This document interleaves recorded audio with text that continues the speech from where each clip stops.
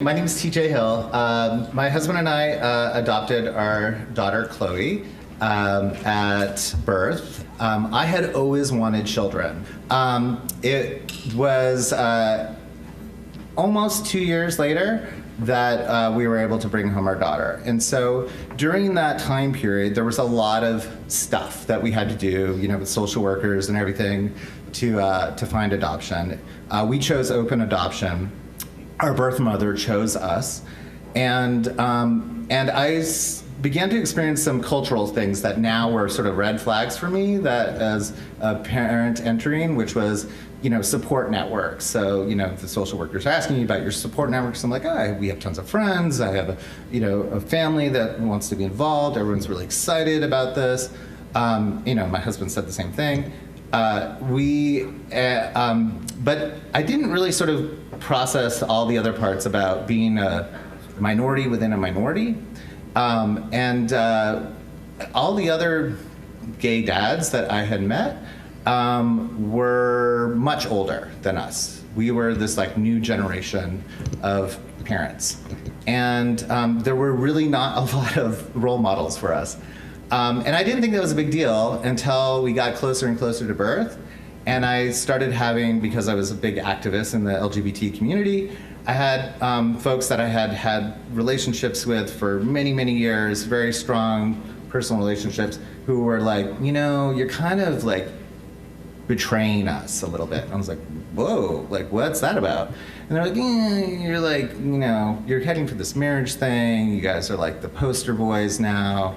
Which we were. Our adoption agency was literally using us in their ad campaigns. So going through that, we were entering this heteronormative life that was very different from the life that we had been in. And I started subtly to see disconnections from that support network that I had talked about so much in all those adoption things. Oh, we have so many friends. We have this huge community that's going to be supportive. And what I found is, as we got closer to birth, that really wasn't true. And so we had fewer and fewer people around us, a very small circle. And when we brought Chloe home, I was going to take professional leave for 3 months, for the first 3 months. So I was the primary caregiver. And I thought that would be a really wonderful time, right? I would be having all these people around me.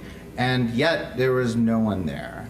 And I had, by this time in my career, had worked in behavioral health. I'd been around all people like you, doing public policy work in LA County, and had worked with children's providers and adult providers. And I was very, very aware of a lot of stuff, not as a clinician, but aware of mental health issues. And I started to realize I was struggling with stuff. And I was seeing it reflected in my relationship.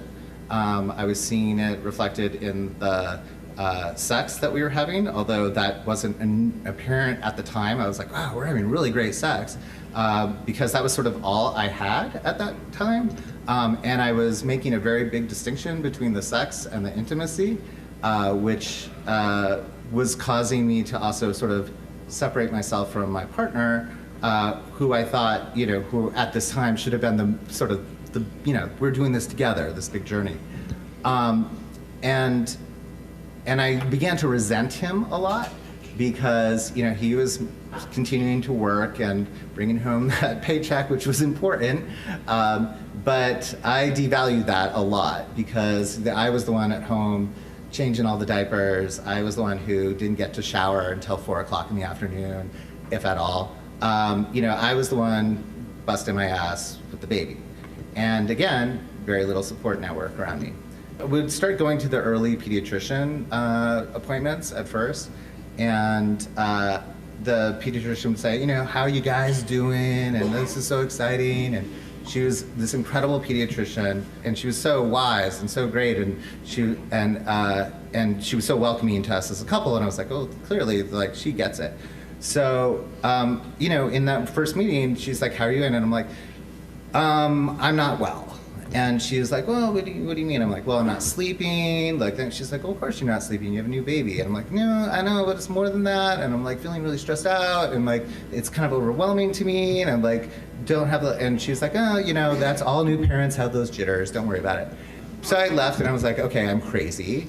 And I went back home and I continued to struggle. And I was, at this point, really not sleeping, and not sleeping even when I had the opportunity to sleep. The insomnia had gotten so bad that I couldn't sleep even when there was opportunity to.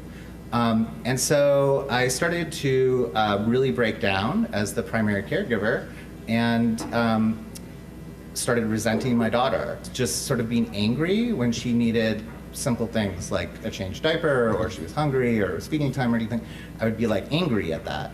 And that made me feel awful, and that I was an awful person and an awful parent. Then one day, I was at home with her in the middle of the day, and I started hearing things in the house.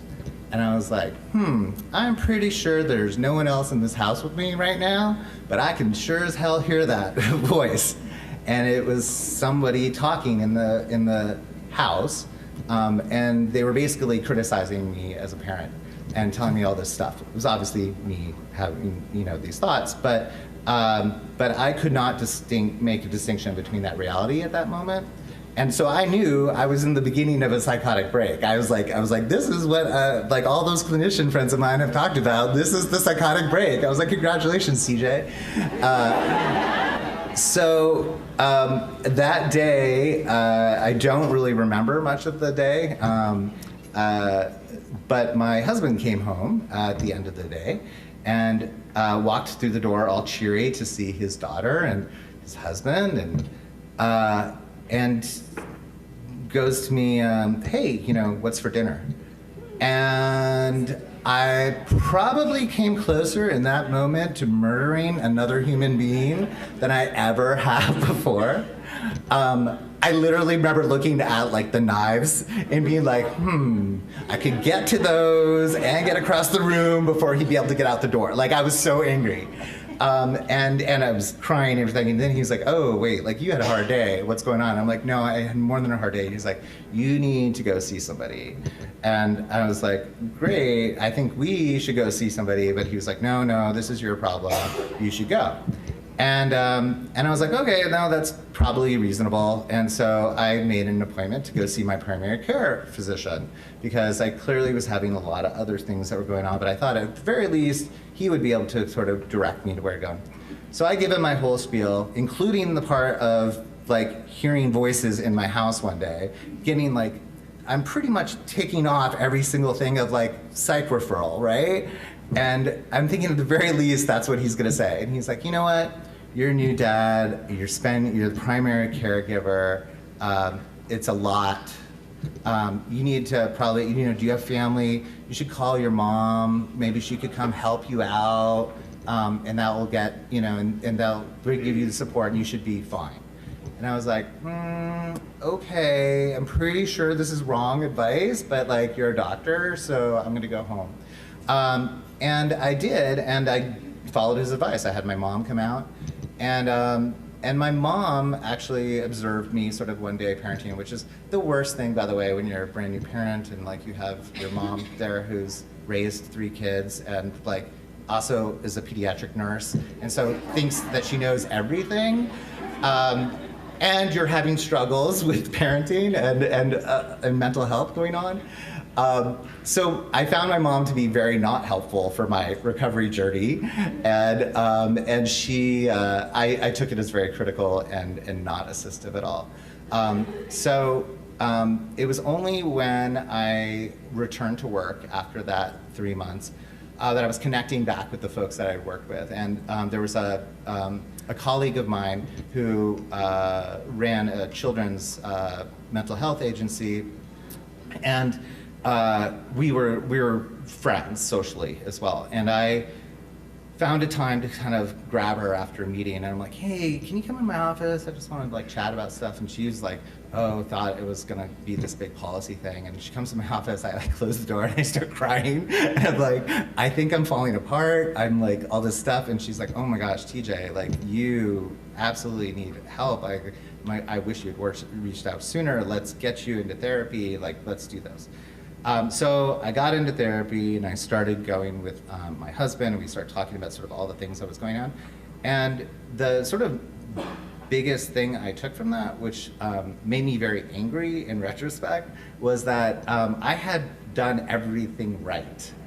I had reached out to every single professional that I could have at different intervals, and I still didn't get the care that I needed. And had I not been working in this space with folks like you, I probably wouldn't have known, if I was just a regular schmo, like, I should reach out to a children's mental health agency. Maybe they have resources for fathers. Like, I wouldn't have even known that.